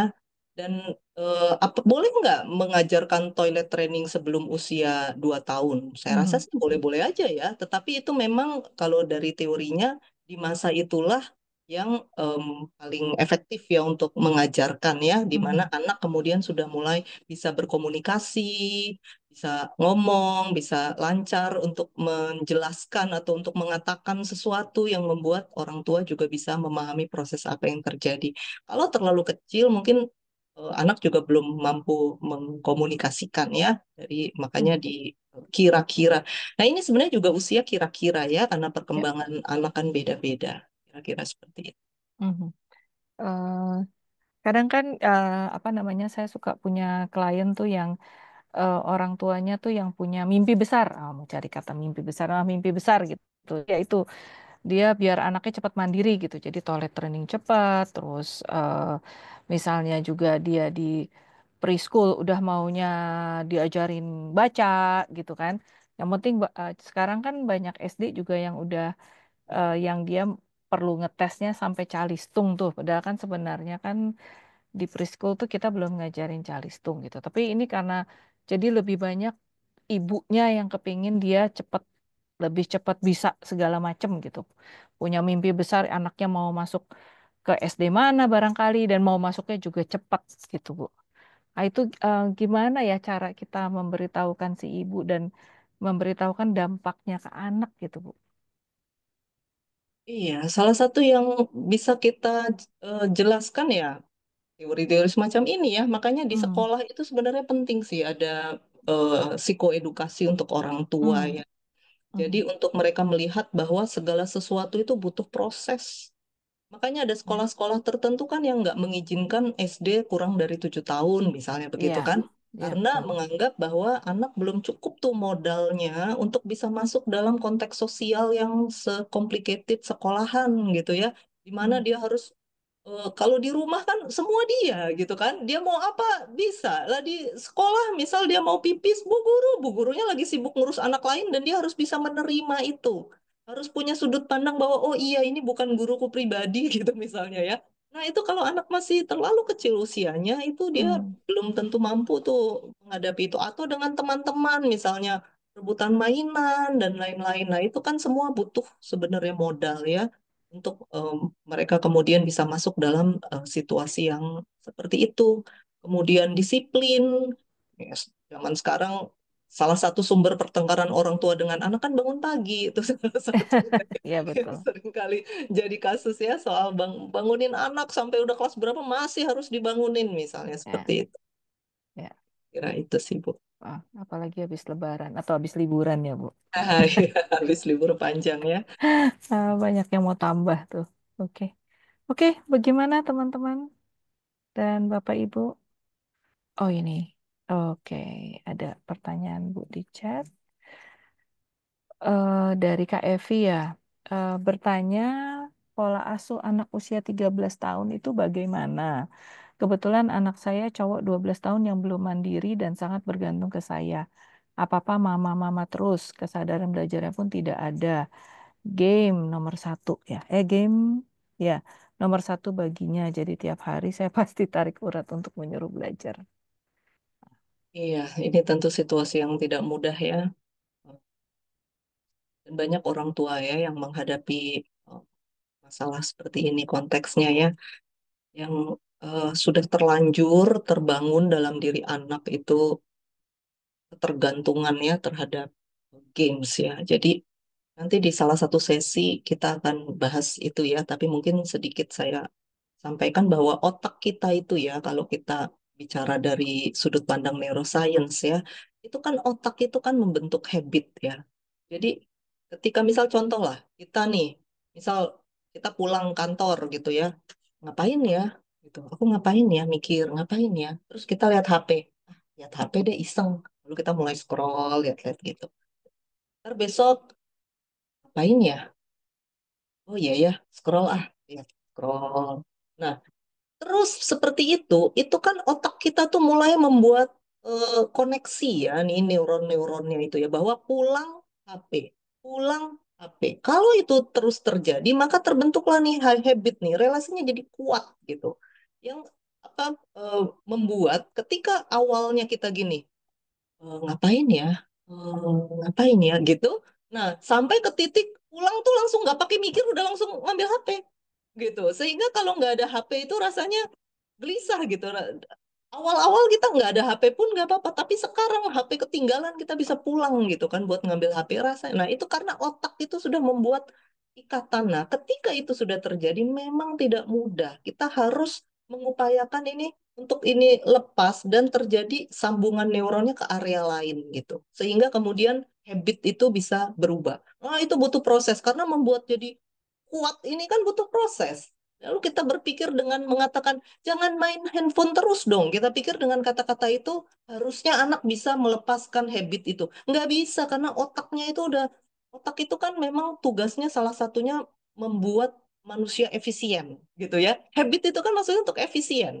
Bayangin aja kalau kita setiap hari harus mikir cara nafas tuh bagaimana. Gimana ya? Lewat mana ya nafas ya? Hidung apa mulut apa telinga apa gitu mikir lelahnya kayak apa coba kita. Jadi kan itu udah jadi habit nggak usah dipikirin terjadi gitu ya. Cara kita masak juga kita udah nggak harus mikir kulkas adanya di lantai mana ya. Itu kulkas tuh cara buka pintu kan udah enggak kita udah nggak buka kan jadi karena itu habit. Jadi habit itu otak itu bekerja menolong manusia menjadi lebih efisien. Nah sayangnya habit itu kemudian bisa menjadi habit terhadap hal-hal yang justru merugikan, seperti yang kasus ini. Jadi sebelumnya kita perlu sadari dulu bahwa mengubah habit itu tidak mudah. Makanya kan sekarang gerakan yang lagi banyak digaungkan ya, tidak ada handphone sebelum anak usia 13 tahun ya, itu lagi banyak tuh di negara-negara pencipta pencipta teknologi itu ya. Lah kita kebagian dampak buruknya nih. Ya, jadi itu mudah-mudahan sekolah-sekolah di sini mulai mengadopsi ya em, rasa bangga tidak pegang HP. Nah, itu di beberapa sekolah di luar negeri saya lihat mulai dibangun tuh sistem itu. Jadi membuat anak merasa bangga kalau tidak pegang HP. Itu jadi dibalik nih cara berpikirnya. Nah, jadi em, kita kembali ke pertanyaan Ibu tadi. Belum mandiri, sangat bergantung ke saya. Nah, kalau kita lihat perjalanan tadi ya, apa yang saya jelaskan, mungkin kita bisa eh, menemukan gitu apa ya yang terjadi dulu di saat anak usia sedang lebih mudah dibentuk ya, di usia 5 tahun ke bawah, terutama kemandirian tuh sekitar 2-3 tahun, apa yang terjadi pada saat itu. Nah, sehingga kita bisa menyadari bahwa ya ini em, sekali lagi saya share proses saya ya. Dulu tuh ketika saya belum ngerti, saya merasa kok gini sih gitu. Tapi begitu saya mengerti itu membuat saya jadi menyadari bahwa anak saya terbentuk seperti itu bagian dari pengasuhan saya juga. Nah, itu akan membuat kita lebih lebih ada compassion gitu loh, lebih ada apa ya, rasa bahwa eh, ini masalah kita bersama, bukan masalahmu ya. Dulu saya, oh kok kamu bilang begitu saya sadar iya ya. Lalu saya ngobrol ke anak saya jelasin nih. Lalu saya bilang, "Em, apa namanya, sampai kamu menjadi seperti ini itu bagian dari ketidakmengertian mama. Dan ketika sekarang mama ngerti, ayo kita kerjakan bersama. Nah, kira-kira seperti itu tuh saya jelaskan. Dan saya menunjukkan kepada dia ketika saya jelasin ya, tentu dengan bahasa waktu itu saya jelasin ke anak saya, dia SMP ya. Ya kira-kira umur segini, umur anak saya juga laki-laki, anak saya anak tunggal ya laki-laki. Sekarang dia udah kerja ya, udah dewasa. Jadi em, usia segini saya jelasin ke dia dan saya tunjukkan betapa pentingnya bahwa ini adalah bagian dari eh, hidupmu. Artinya orang tua tidak akan selalu ada, tapi saya jelaskan dalam bentuk teori yang dia bisa lihat ya. Karena anak-anak di usia remaja ini itu mereka akan lebih mudah belajar kalau ini tentang ada sesuatu teori yang dipelajari daripada tentang diri mereka gitu. Kalau tentang diri mereka sensitif banget nih, kayak kita lagi ngomongin mereka gitu.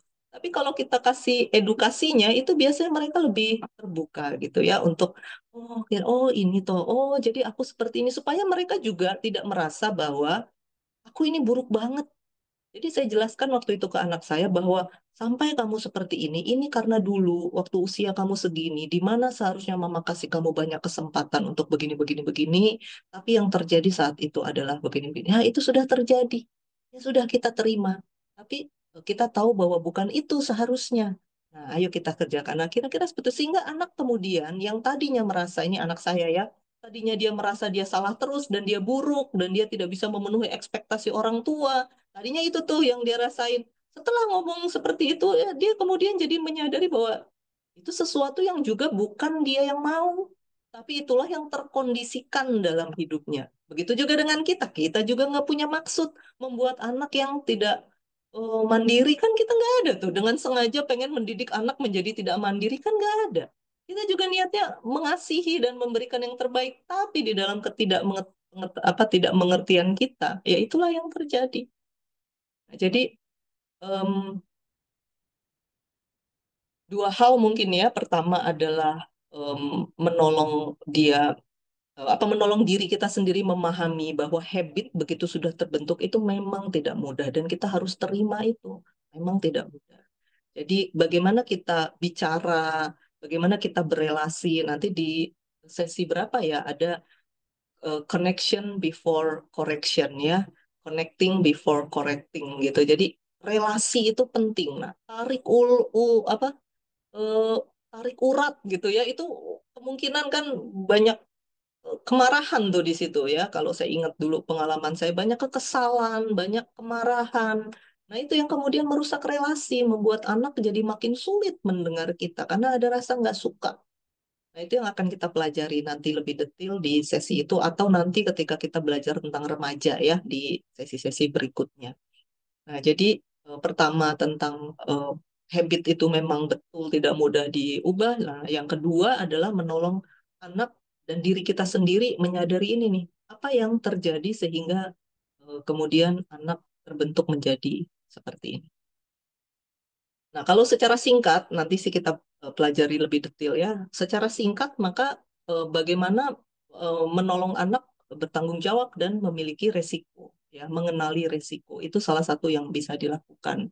Jadi misalnya ketika eh, anak sulit banget bangun pagi, ya sudah biarkan dia menanggung resiko terlambat, menanggung resiko dapat hukuman dari guru, atau menanggung resiko nilainya jelek. Ya sudah, itu bagian dari proses yang kemudian dia bisa sadari bahwa hidup ini nggak main-main, misalnya seperti itu. Ya, selama tidak ada sesuatu yang fatal, ya kita biarkan dia menerima risikonya ya.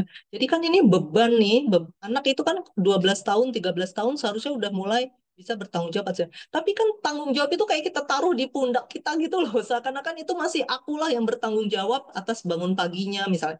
Akulah yang harus bertanggung jawab atas belajarnya. Nah, itu kan kadang-kadang tanpa kita sadar orang tua tuh kita tuh melakukan ini dan itu lelah sekali ya. Dan meresikokan relasi ya. Jadi itu yang perlu kita sadari ya. Kita lepas nih beban, balikin ke dia. Kamu sudah SMP misalnya gitu ya, usia 13 tahun itu kan SMP ya.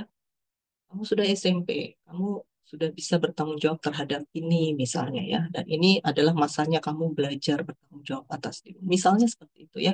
Untuk area-area yang di usianya dia. Itu mungkin kira-kira Bu Evi. Terima kasih, Bu Agape. Yang lain mungkin ada yang ingin ditanyakan?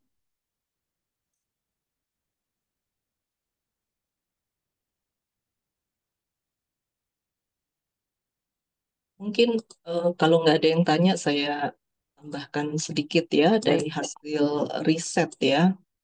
Untuk sekedar memberi gambarannya, ini salah satu penelitian yang pernah dilakukan untuk menunjukkan yang namanya hadir secara emosi itu ya, dan relasi ini, perkembangan relasi dengan orang tua sangat penting ya. Jadi penelitian ini mengatakan nih, penelitian longitudinal ya, bayi diasuh oleh orang tua yang responsif terhadap kebutuhan emosinya, itu ternyata di usia 1 tahun akan lebih mandiri dan lebih berani ya. Jadi ini nih responsif ini loh. Ya, jadi eh, kalau tadi kita bicara soal trust ya, eh, kenapa usia 1 tahun akan lebih mandiri dan lebih berani ya karena ada trust. Kenapa? Karena ada orang tua nih yang selalu apa kayak backupku gitulah kira-kira seperti itu ya. Dia punya rasa percaya bahwa ini akan selalu ada yang menolong aku, akan selalu ada nih ya. Nah, tetapi tentu saja sampai dia dewasa ya, nanti tahapnya adalah ketika anak ini masih bayi, masih kecil, memang 100% dia bergantung kepada orang tua. Nah, kita sebagai orang tua perlu melihat bahwa di tahap berikutnya nggak begitu lagi. Ada area-area yang kemudian anak itu sudah mulai ya itu tadi diberi kepercayaan untuk mandiri. Nah, berarti kan tidak 100% lagi kita menyediakan segala sesuatu buat mereka. Nah, inilah yang seringkali kita sebagai orang tua kebawa gitu loh. Seakan-akan anak kita ini kecil terus gitu ya. Em, Padahal anak itu kan berkembang. Nah, kemudian saat preschool mereka lebih self-reliant ya, lebih yakin, lebih bisa mengandalkan diri sendiri. Dan saat usia sekolah mereka merasa lebih aman untuk coba ini, coba itu gitu. Jadi modalnya tuh ini, ketika eh, masih kecil itu ada secure ya dengan orang tua ya. Jadi penelitian lain mengatakan anak yang secure dengan orang tua ya, jadi emotionally engaged. Itu ciri-cirinya seperti apa sih? Kalau dia sedih, dia bisa cerita ke orang tua, dia bisa nangis sama orang tuanya, dia bisa memeluk orang tuanya. Ketika ada masalah, dia berani ngomong dan bukan ditutup-tutupin gitu ya. Atau lebih seneng ngomong sama teman. Nah, misalnya seperti itu. Nah, anak yang secure dengan orang tua itu lebih mudah berteman, lebih mudah menyesuaikan diri dengan dinamika sosial, di kelas juga lebih penuh perhatian, lebih percaya diri, lebih besar peluang menyelesaikan studi, lebih tenang, lebih mampu menghadapi tantangan. Nah, ini tetapi tolong dibedakan dengan yang orang suka mengatakan apa gentle parenting itu seakan-akan sesuatu yang sifatnya permisif. Bukan itu ya. Jadi yang disebut hadir secara emosi itu bukan artinya permisif. Apa-apa boleh, apa-apa dikasih. Bukan itu. Tetapi ketika anak punya kesedihan, kesulitan, ini kita mendampingi gitu, menemani mereka untuk menerima emosinya, untuk bisa melihat, menghadapi masalahnya gitu ya. Jadi kita orang tua mendampingi. Kira-kira seperti itu.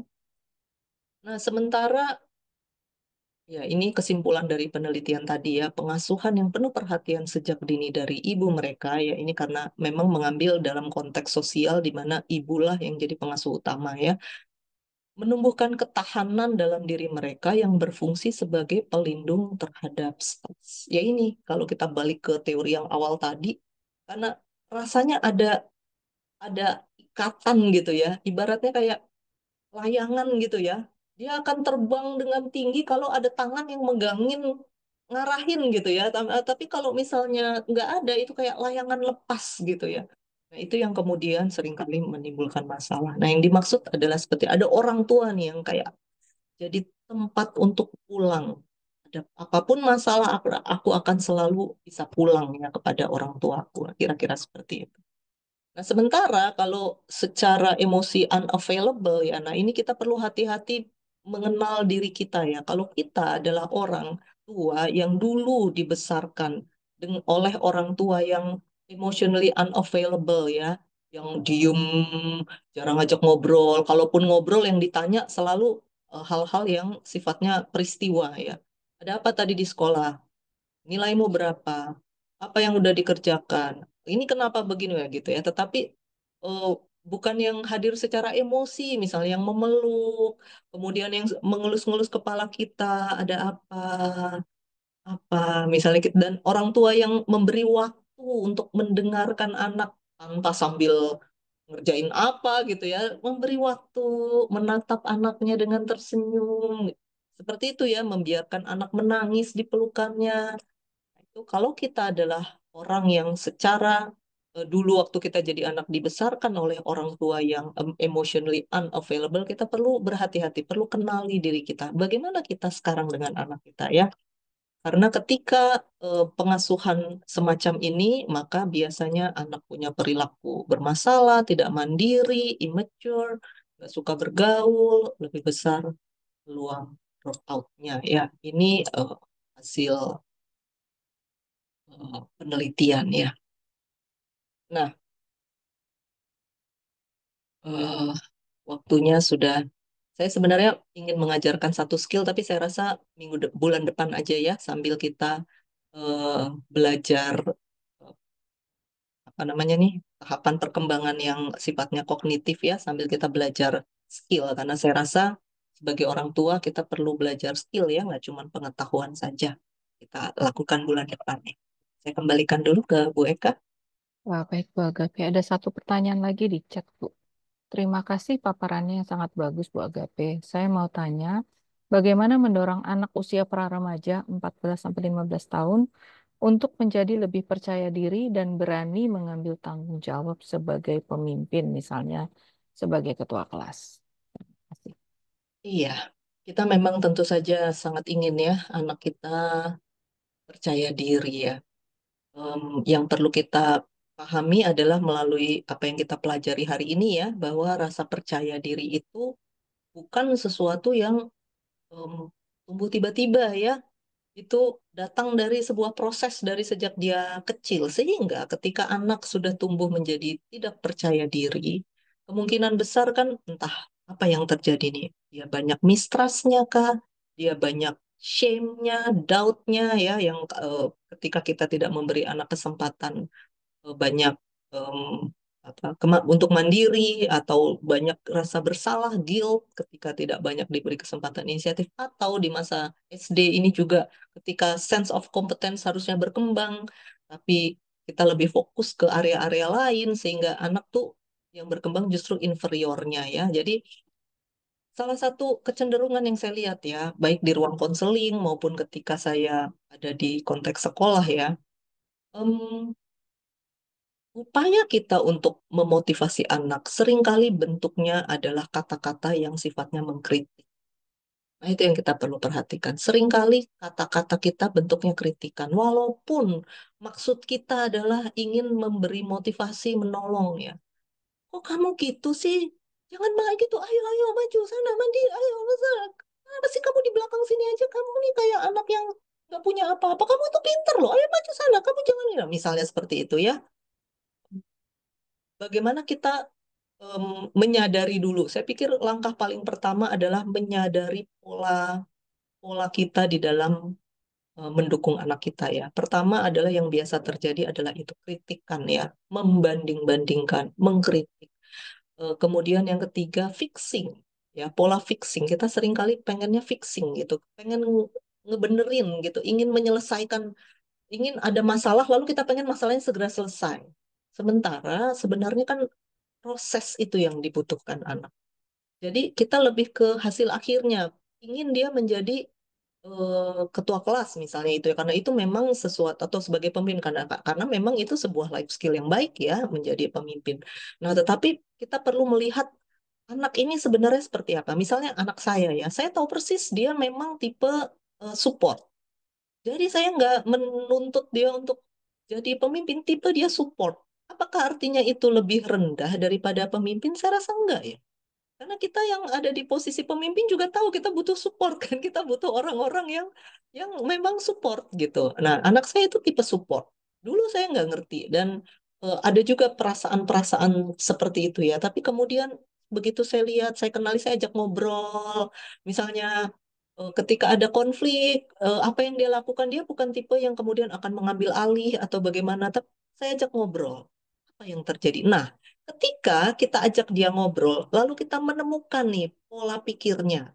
Nah, dari situlah kita bisa tahu apakah memang dia sebenarnya tipe pemimpin tetapi ada hambatan dalam dirinya yang perlu kita tolong dia untuk menyelesaikan, atau memang dia bukan tipe pemimpin. Nah, yang penting adalah kemudian dia mengerti walaupun aku bukan tipe pemimpin itu tidak apa-apa. Yang penting aku tetap berperan.